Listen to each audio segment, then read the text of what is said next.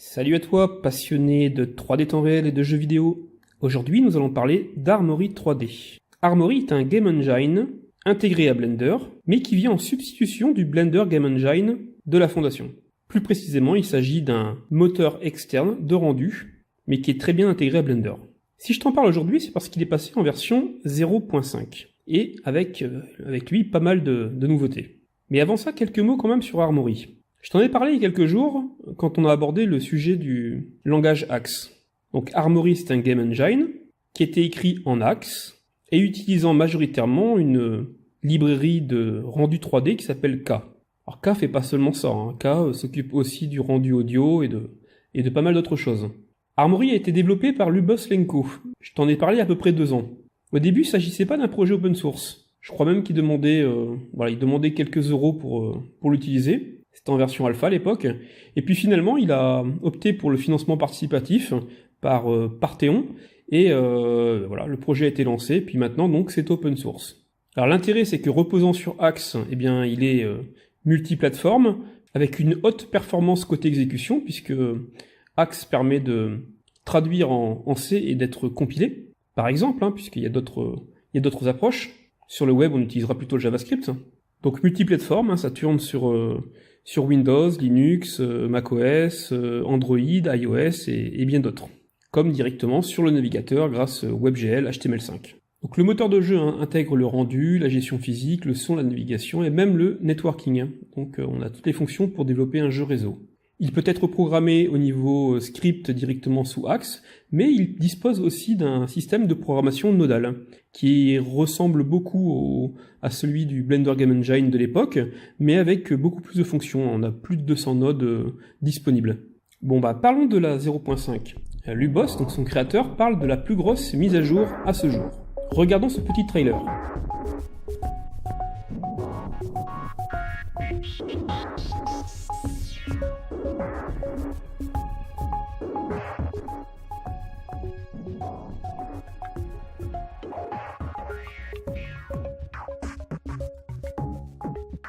Alors, il faut savoir que on est passé en version 4 du langage Axe. Donc je te renvoie à ma vidéo précédente quand je parle de ce langage. Le gros point pour moi, c'est l'apparition du ray tracing directement en mode temps réel. Alors ça vient c'est pas Armory qui l'a inventé, ça vient de K, mais maintenant c'est intégré sous Armory. Donc c'est une première approche, ça tourne sur DirectX 12 et bientôt sur Vulkan, pas encore. Alors évidemment, pour faire du ray tracing en temps réel, mieux vaut avoir une carte RTX, ce que peu de monde peut se permettre aujourd'hui parce que c'est quand même relativement cher. Mais on n'est qu'au début, le but c'est de préparer l'avenir, et puis c'est toujours bien d'avoir cette technologie-là dans Armory, même si c'est naissant.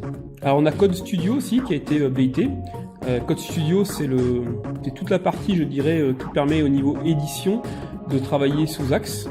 Alors ça va maintenant supporter le débugage directement sous Chrome. Le SDK d'Armory a vu sa taille se réduire, pas mal quand même, on est passé de 272 mégas à 232, voilà, c'est déjà un gain. On a un nouveau template on a un template nouveau puisqu'il n'existait pas, le top-down template, la vue de dessus, ainsi qu'un template qui s'appelle Twin Stick Shooter. Alors, pour traduire ça, disons que normalement, vous savez, quand on joue à un jeu, on utilise un stick d'un côté pour déplacer le personnage et puis un autre pour déplacer la caméra. Là, c'est un petit peu différent. Comme on est en top-down, on n'a pas vraiment besoin de déplacer la caméra. L'idée, c'est d'avoir un stick pour le mouvement et puis l'autre stick pour l'arme. Donc comme ça, on peut déplacer, on peut bouger tout en tirant dans des directions opposées. Voilà, c'est ça le côté Twin Stick Shooter. Alors c'est typiquement le cas d'un jeu comme The Binding of Isaac. La sortie de 0.5 donc vient aussi avec une mise à jour de Armor Paint qui arrive en 0.4, en version 0.4.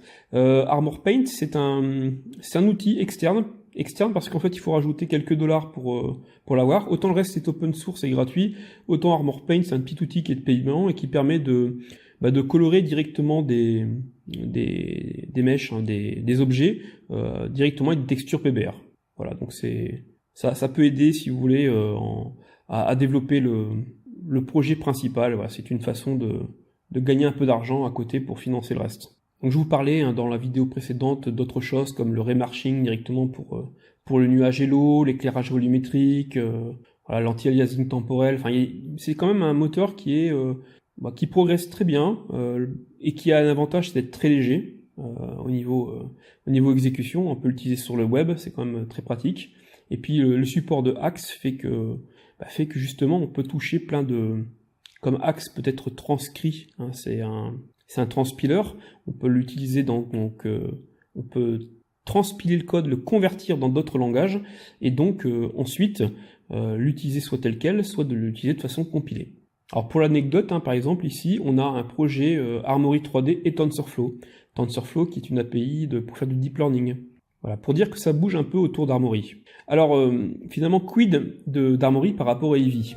Je sais pas trop quoi vous dire en fait, parce que Eevee, normalement c'est un moteur de rendu qui permet on peut utiliser directement des nodes cycles et puis avoir un rendu de temps réel PBR quoi. Mais Eevee n'a pas été optimisé pour faire du jeu vidéo, pour faire du fast rendering, hein, comme on dit. Donc à ma connaissance, il n'y a pas de plan pour qu'Eevee devienne un game engine. C'est pour ça que je vous parlais de DubBGE pour finalement se substituer au game engine, sachant qu'il utilisera les mêmes nodes.